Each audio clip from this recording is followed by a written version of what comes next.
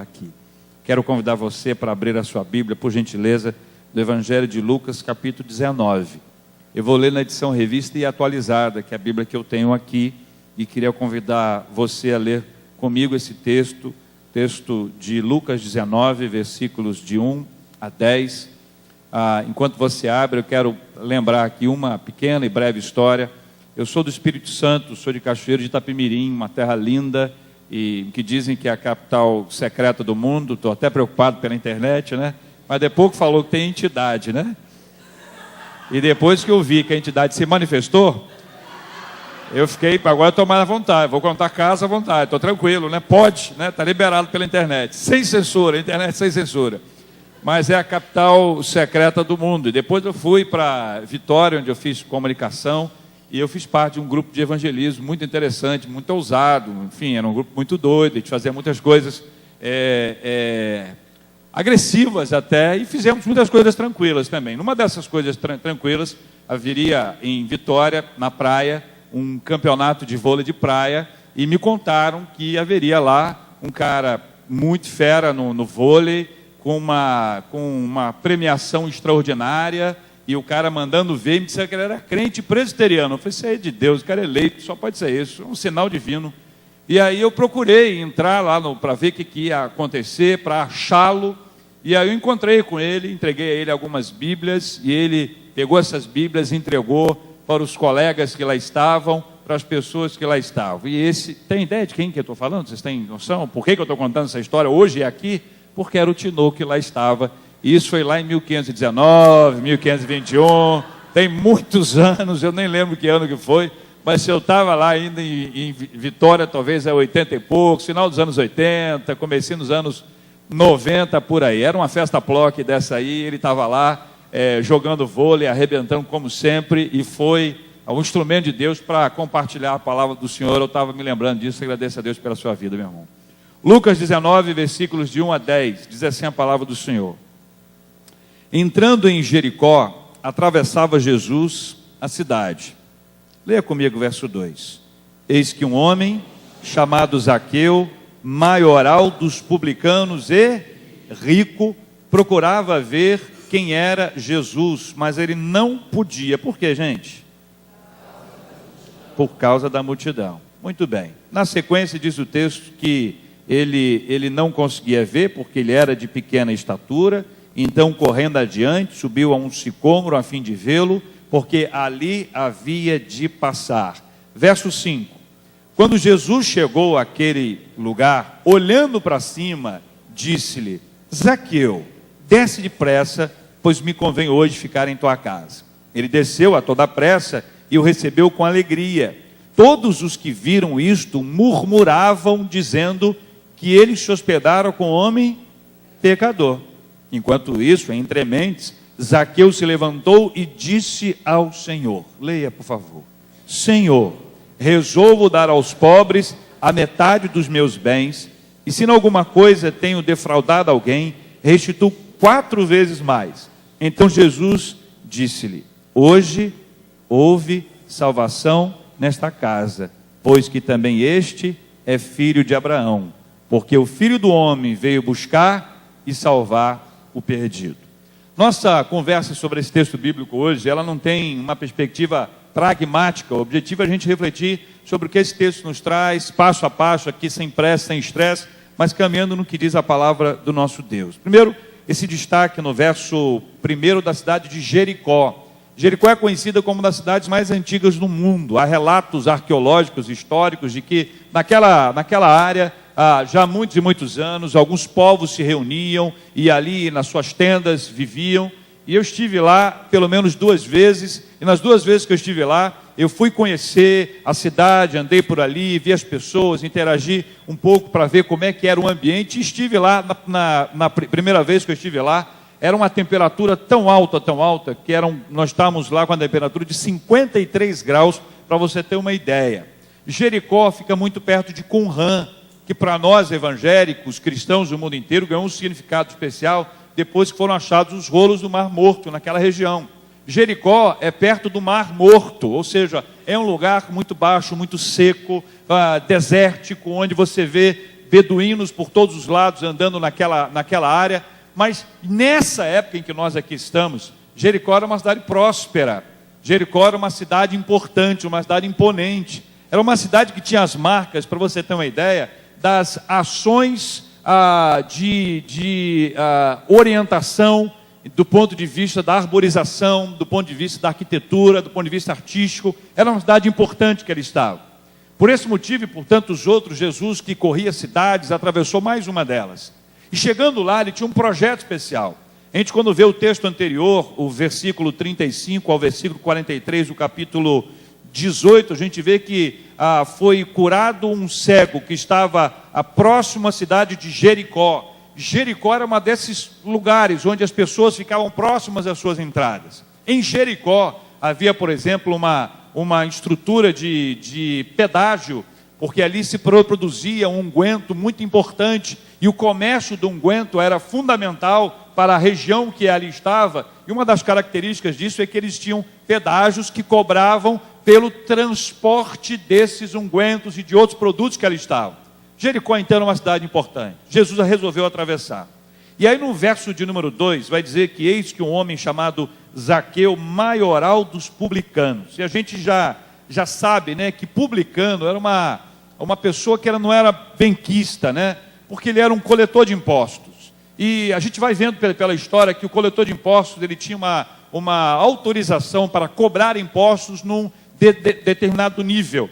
E acima desse nível ele podia coletar um pouco mais. E o que ele coletasse, além daquele nível, era dele. E o que era dele, ele compartilhava com o seu grupo. Então você tinha pelo menos 2 tipos de coletores de impostos. Você tinha o maioral, que era o chefe, era o que comprava essa oportunidade, e ele tinha a sua equipe de trabalho, que eram os coletores, os que ficavam lá na outra ponta. A Bíblia, por exemplo, conta em Mateus capítulo 9, que Mateus, ele era um coletor de impostos, e que Jesus passou por ele na coletoria. Mateus, então, era um desses do nível mais baixo, aquele que estava na ponta, e Zaqueu era um desses tops, é um dos caras que tinha oportunidade de agir assim.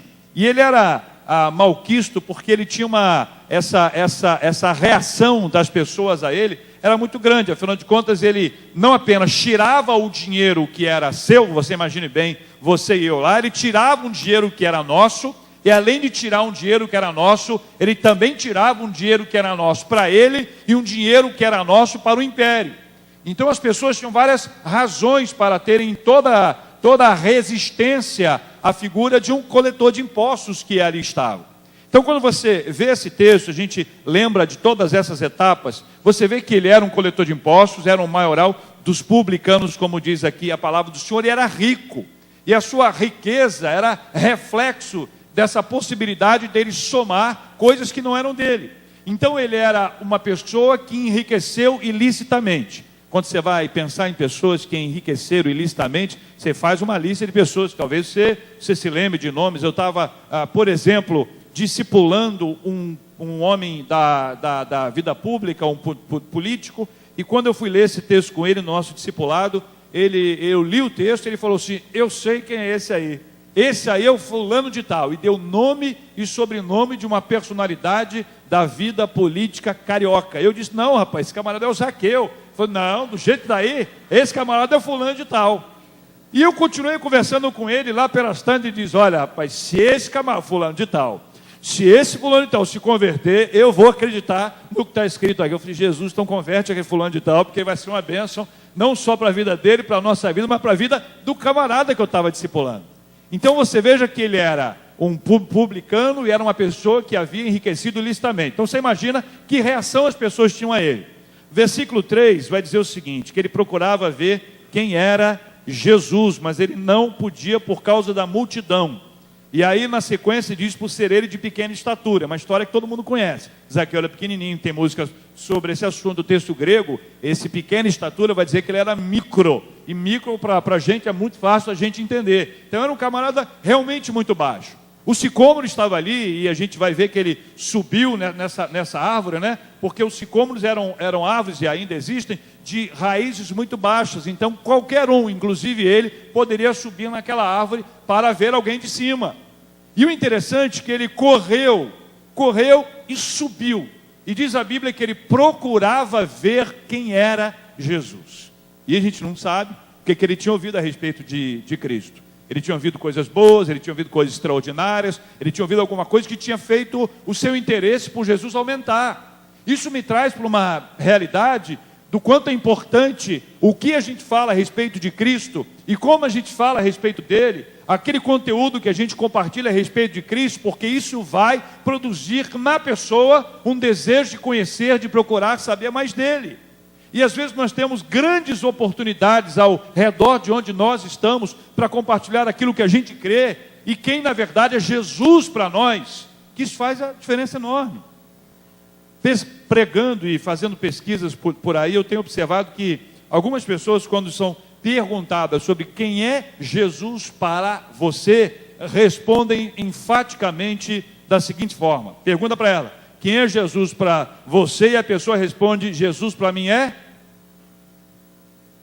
O que você acha? Tudo. E o que é tudo? Quando você para pensar que nós estamos falando de uma pessoa, você está falando de um Deus, você está falando de uma realidade, de uma pessoa que existiu no plano humano aqui, que morreu, que ressuscitou e que é cheio de vida, tem uma história extraordinária, uma palavra maravilhosa. Dizer que Jesus é tudo é mais ou menos como dizer que Jesus não é nada para você. Porque à medida que ele é alguma coisa para a minha vida, eu passo a dizer aquilo que ele é para a minha vida. Qual é o impacto, a importância, o valor que Jesus tem na minha história? E aí eu tenho uma história para contar a respeito dele. Se eu tenho uma história para contar a respeito do reverendo Filipex, se eu tenho uma história para contar a respeito dele, é porque ele existe, porque eu convivo, porque eu conheço a história dele, porque eu acompanhei, como acompanhei outros que estão aqui em cima. A importância disso é o relacionamento. Então, alguém falou para Zaqueu alguma coisa importante a respeito de Jesus, que fez com que ele corresse, subisse numa árvore para ver Jesus Cristo. Ele tinha uma vontade incrível dentro dele. Isso é curioso também, meus irmãos, porque no texto de Eclesiastes diz que Deus colocou no coração do homem a eternidade. Existe na gente um desejo grande de conhecer a Deus, a gente que não sabe. A gente tem uma vontade de conhecer a divindade, a gente tem uma vontade de conhecer o eterno. E à medida que a gente vai para conhecer o eterno, a gente bate em várias portas. Talvez você tenha hoje batido, olhando para trás, batido em várias portas. Ou alguém que esteja nos acompanhando pela internet agora, esteja batendo em mais uma porta para ver se conhece a Deus. Por quê? Porque há no coração da gente um desejo de conhecer a Deus. E a Bíblia diz que Deus se dá a conhecer. Nós não conhecemos a Deus pelo nosso empenho, pelo nosso esforço, mas nós conhecemos a Deus pela sua revelação. Deus se revela a gente como você e eu. Por isso nós podemos afirmar, teológica e biblicamente, que é impossível alguém conhecer a Deus totalmente. Há alguns anos, eu era adolescente, quase jovem já, e eu estava muito mal. Uma das fases ruins da minha vida, meio tenso, meio triste, procurei um pastor para conversar. E eu disse para ele, esse cara, eu estou muito mal, eu queria trocar uma ideia contigo. Ele falou, rapaz, eu estou muito bem. O senhor ajudou muito, né? Você está muito mal, cara, eu estou muito bem. Oh, obrigado, maravilha, show de bola. Aí ele estava tão bem que ele me disse o seguinte, falou, olha cara, nem ler a Bíblia eu estou lendo mais. Já li tudo, já sei tudo. Eu falei, gente, como pode um negócio desse?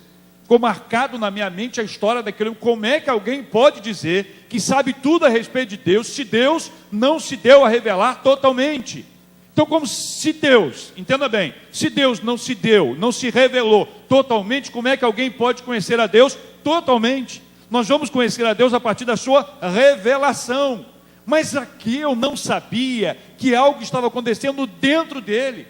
Como algo acontece com a gente, às vezes a pessoa, você foi convidado para ir à igreja, uma vez disse, Deus me livre, capaz de dizer, Deus me livre, vai à igreja, Deus me livre, olha a expressão, o que tem a ver com isso aí, mas dá pela terceira, quarta, quinta vez, você vai, e de repente você vai, não só vai como você gosta, você não apenas gosta como você volta, você não apenas volta como se torna membro, você não apenas se torna membro como se torna um oficial, você não se torna oficial como se torna um pastor, e é um missionário, e vai pregar a palavra de Deus mundo afora. Como Deus faz isso com as pessoas, pessoas que não queriam nada.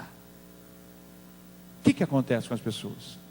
E aí a Bíblia diz que Zaqueu, verso de número 4, correu, subiu num sicômoro a fim de vê-lo, porque ali havia de passar no versículo 5, diz assim: quando Jesus chegou àquele lugar, Jesus olhou para cima, olhando para cima, disse, lê comigo o que Jesus Cristo disse: Zaqueu, hoje me convém. E aqui é um detalhe extraordinário, né? Zaqueu é o seu nome.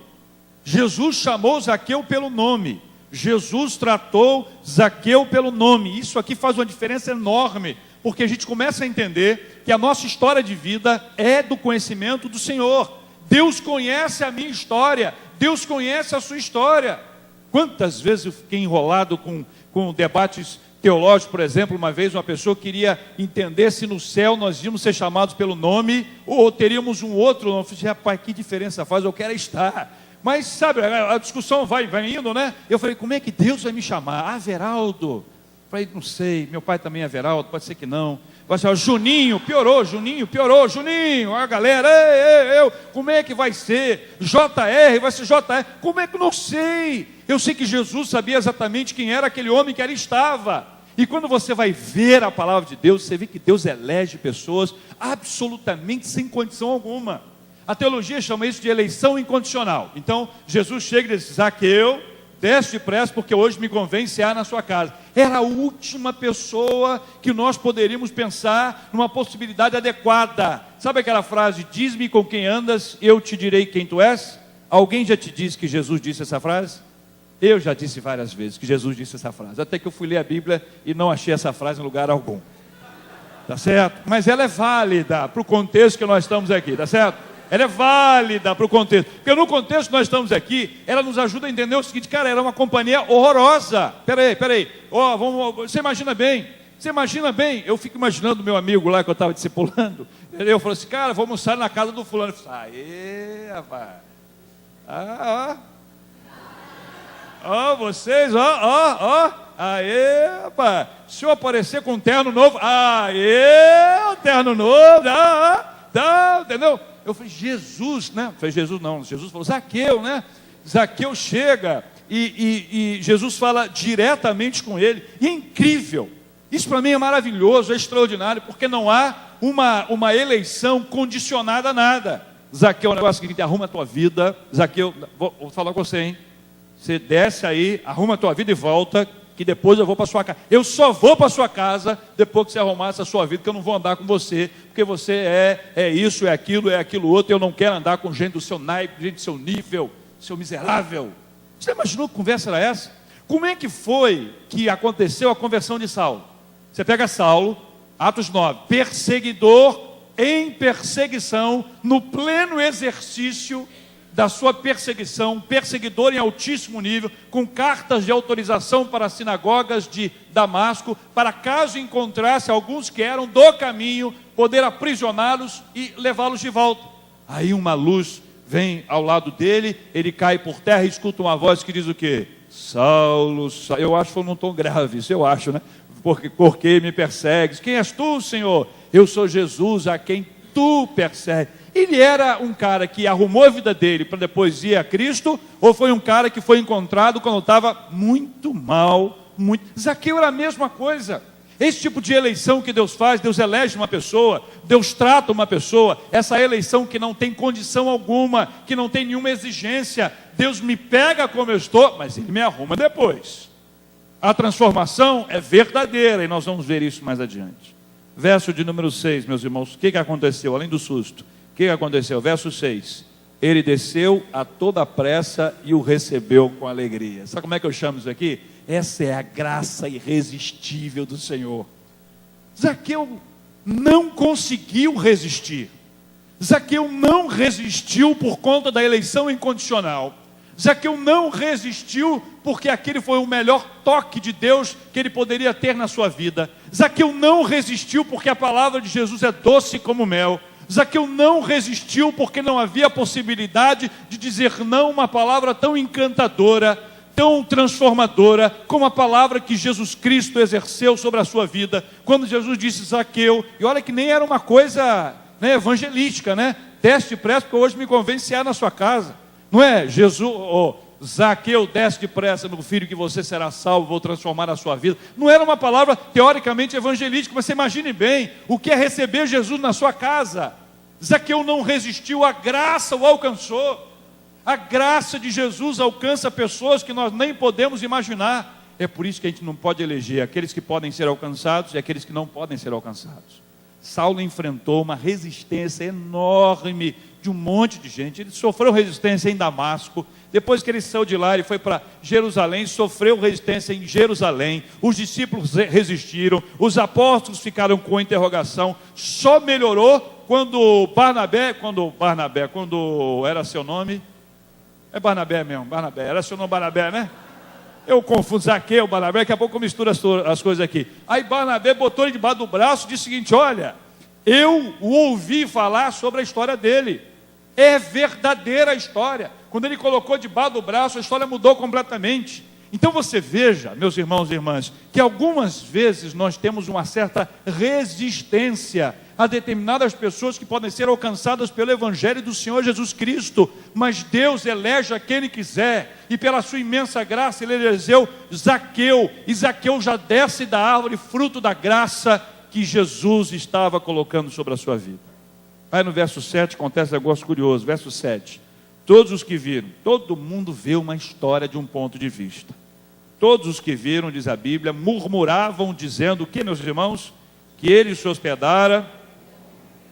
Aquele meu amigo político que se estivesse lá, eu falo assim: olha lá, para com quem que ele está indo? Com fulano de tal, nome e sobrenome.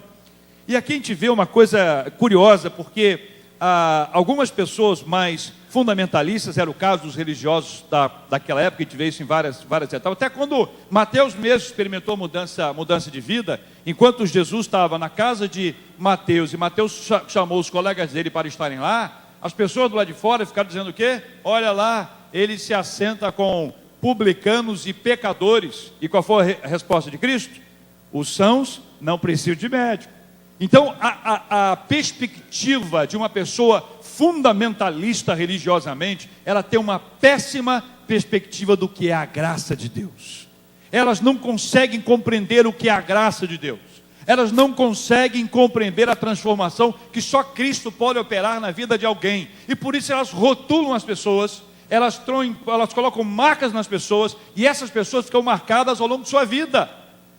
Lá no Espírito Santo eu estava com um grupo, esse grupo aí de evangelismo, e aí nós estávamos numa casa, e essa é uma história que provavelmente o reverendo Felipe conhece, e estávamos numa casa, e a gente sempre agradecia a pessoa que estava os donos da casa, cantando uma música para ele. No caso ali, um homem chamado Reginaldo. A gente cantou: Reginaldo, Jesus te ama, o Reginaldo, Jesus te ama, o Reginaldo, Jesus te ama, ama, ama, ama, ama. Era essa a música, o grupo inteiro cantando. Então era um negócio, tem um coro forte, entendeu? Só homens, era um negócio fantástico. E aí, ao mesmo tempo que nós estamos lá no lanche, ao outro lado, tem um camarada deitado na praça, dormindo. Passa um adolescente, coloca um folheto dentro da blusa dele assim. Aí ele pega, acorda, e depois ele conta que do lado de cá era a festa, do lado de cá era a casa, alguma coisa como que um vento o levou exatamente para o lado onde estava a casa. Nisso que ele está saindo de lá e chegando exatamente onde era a casa, tá certo? No lugar onde era a casa, nós estávamos terminando o lanche e cantando a música lá: o Reginaldo, Jesus te ama. Na hora em que ele chega exatamente embaixo da casa, e ele podia ouvir claramente as nossas vozes. Eu pergunto a você, tem ideia de qual era o nome daquele homem?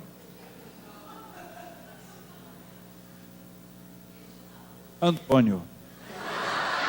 Não, estou brincando.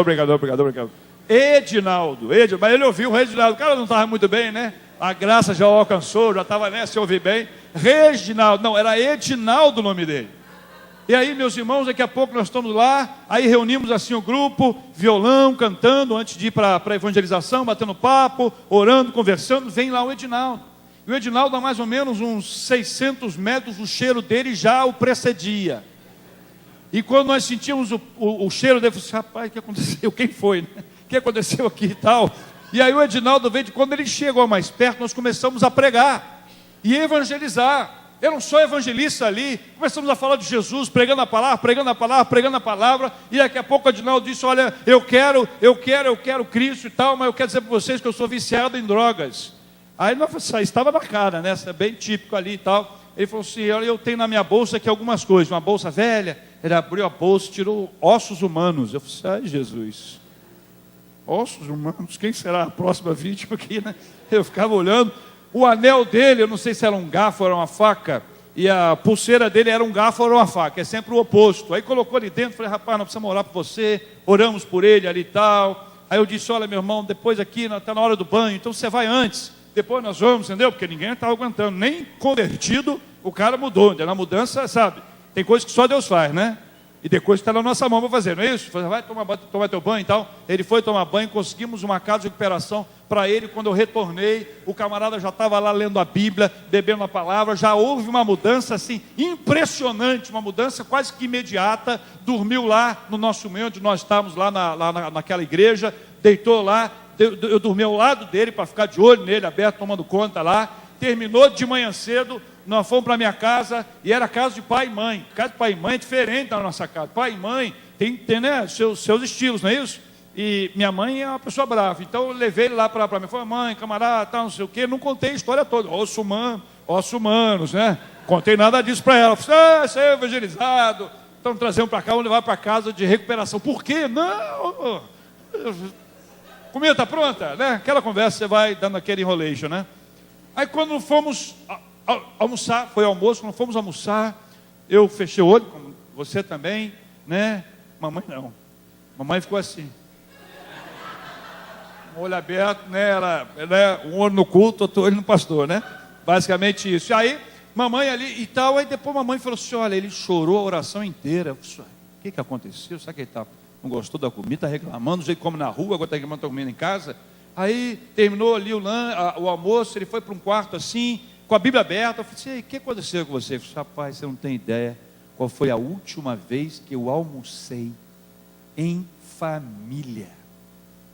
Aí a gente não sabe a história de vida da pessoa. Se olhar de longe, ele disse assim, ele me disse, falou assim, olha cara, eu tenho maior tristeza, porque eu passo numa rua assim, quando as pessoas me veem, as pessoas mudam de lado. Eu falei, mas Edinaldo, você também tem que dar um desconto pro pessoal, entendeu? Você também não estava bem, né, Edinaldo? Agora você é outra pessoa. E aí nós levamos o cara para a casa de recuperação. E é interessante, eu contando só essa história, para você entender que às vezes a gente olha uma pessoa e diz, essa não tem jeito. Mas pessoas que a gente acha que não tem jeito, como Edinaldo, Zaqueu e aquele político sobre o qual eu não posso dizer aqui o nome, essas pessoas podem ser alcançadas pelo Evangelho do Senhor Jesus Cristo, o mesmo Evangelho que alcançou a minha vida. Tudo bem, terminando. Verso 8. Zaqueu se levantou, a gente não sabe o que aconteceu entre o verso 7 e o verso 8. A Bíblia não diz, e se não diz, não é mais importante do que está aqui. Zaqueu se levantou e disse ao Senhor, Senhor, resolvo dar aos pobres a metade dos meus bens. Então vamos supor que ele tenha ajuntado lá uma grana muito alta, 1 milhão, ele já dividiu, rachou ali, vou dar metade aos pobres. E disse uma coisa, que eu não sei se ele disse em voz baixa ou voz alta, faz diferença. Se ele disse em voz baixa, Jesus é o seguinte, olha, e se eu tenho defraudado alguém, eu restituo 4 vezes mais. Esse vai ser o impacto. Se ele disse em voz alta e alguém ouviu, você imagina a fila do lado de fora. Aí, Zaqueu vai dar, restituir 4 vezes mais. Você imagina o investimento. O cara te roubou e vai dar 4 vezes mais. Uma bênção de Deus, não é um milagre? Já é um milagre extraordinário aqui. E aí a gente vê o que as Escrituras nos falam, nos mostram sobre mudança de mentalidade. O cristianismo produz uma mudança de mentalidade. Há uma palavrinha que a gente usa para isso, para mostrar exatamente essa transformação. Eu pensava de um jeito, eu não penso mais. Zaqueu achava que o dinheiro era a coisa mais importante e os fins justificavam os meios. Ele não tinha a menor dúvida de poder abusar das pessoas, passar por cima delas. Para ele, as pessoas eram apenas mais uma fonte. Ele olhava para a pessoa e via dinheiro, via um cifrão, não estava preocupado com a vida de ninguém. E aí você vê uma mudança. Uma primeira mudança de mentalidade dele foi exatamente no ponto que para ele era mais difícil. E é curioso, por que Jesus muda exatamente o ponto mais complicado, mais difícil? E Zaqueu dá mostras de uma mudança de mentalidade. É uma mudança que não acontece se for exigida de fora para dentro. Ninguém pode exigir e conseguir a mudança de alguém de fora para dentro. Não daria para você dizer para ele, Zaqueu, o negócio é o seguinte, olha, a partir de agora você é da igreja, você pega o seu dinheiro aí, dá metade do seu dinheiro para os pobres. Você dá o seu, é para eu, e sai para lá. Que história é essa? Eu vou pegar o meu? Vai para o seu. Não existe mudança de fora para dentro. A mudança real, ela acontece de dentro para fora, e aí flui fácil. Aí é fácil, é um milagre, é alguma coisa que só Deus é capaz de operar na nossa vida. Versos 9 e 10. Pode ler comigo? Então Jesus lhe diz: hoje, houve o quê? Nesta casa, pois que também este, só um parênteses aqui, filho de Abraão, isso aqui era uma dureza para um judeu ortodoxo ouvir essa história, porque um publicano que pega o meu dinheiro, que dá dinheiro para o império, um publicano que se vende aos outros para ficar rico, e ele é filho de Abraão, está de brincadeira. Era mais ou menos essa a ideia. Ou seja, e Jesus estava dizendo o seguinte: olha, ele faz parte da mesma aliança que vocês, ele está na mesma aliança que vocês. E Jesus estava trazendo o que a gente chama de uma nova aliança que estava sendo apresentada ali. Verso 10, porque o Filho do Homem veio buscar e salvar o perdido. Quero encerrar, meus irmãos, dizendo a vocês o seguinte: Zaqueu foi salvo de quê? Zaqueu foi salvo de quê? Foi salvo da sua ganância, foi salvo da sua vida medíocre, pensando em dinheiro. Pode listar uma série de coisas, mas o que Jesus fala aqui não é isso. Jesus está falando aqui de uma salvação, que às vezes a gente diz: Jesus salva, mas salva de quê, rapaz? Eu não estou passando sufoco nenhum. Aliás, eu sou uma pessoa boa, entendeu? Eu não falo mal de ninguém, ou quase ninguém, nunca roubei, matei ninguém até hoje, entendeu? Eu sou uma pessoa do bem, aliás, sou uma pessoa do bem, da paz, entendeu? Eu sou restart, coraçãozinho, sou uma pessoa, entendeu? Para mim é o seguinte, cara, eu vejo uma pessoa triste, sabe? Eu sofro, eu choro, eu sinto muita dor, sabe? Eu fico agoniado, eu quero ajudar todo mundo. Se eu pudesse, eu ajudaria todo mundo, não haveria pobre, sabe? Esse tipo de discurso que dá a impressão de que é pelas obras, que dá a impressão de que pela obra ou pelas obras eu vou conseguir ser salvo da morte eterna, eu vou conseguir ser salvo da condenação eterna. E a gente sabe que obra alguma salva a gente de condenação eterna, porque a Bíblia diz que pela graça sois salvos mediante a fé. Isso não vem das obras, para que ninguém se glorie. Ou seja, não vem das obras. Se não vem das obras, é pela graça. Se é pela graça, é alguma coisa sobrenatural. Se é sobrenatural, só Deus pode operar na nossa vida. E Deus resolveu operar essa realidade, essa mudança na vida de Zaqueu, porque o Senhor é o único que pode salvar. E aí ele pega o nosso nome. Qual o nome? Veraldo,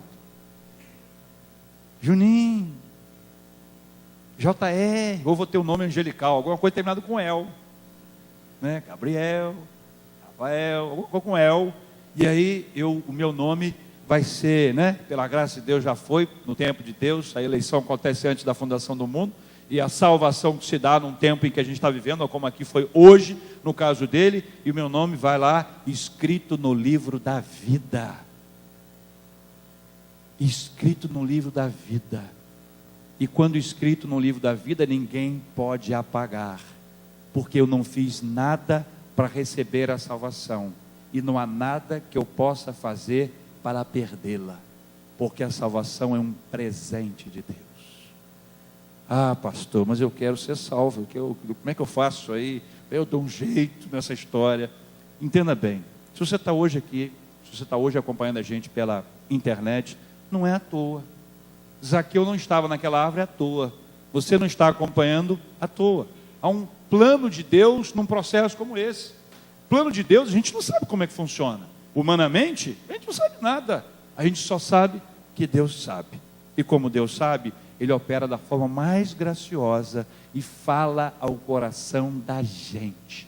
A gente sente o toque do Espírito Santo de Deus na nossa vida. Pastor, mas vem cá, tem que chorar? Não tem que chorar. Tem que levantar a mão? Também não tem. Rolar no chão tem preciso? Não tem que rolar no chão. Não tem que fazer nada, não é por meio da obra. A reação é diferente, que nós somos diferentes. Comigo foi assim. O pastor foi na minha igreja, lá em Cachoeiro, pregou, fez um apelo, e eu fui à frente. Eu já era da igreja, mas eu sabia que eu estava vivendo uma experiência de conversão, porque a mudança que aconteceu na minha vida foi extraordinária. E os frutos, os principais foram sede da palavra, sede de oração e sede de evangelização. Aquilo que aconteceu com Zaqueu continua acontecendo hoje, com gente normal, como você e eu. Que Deus nos abençoe.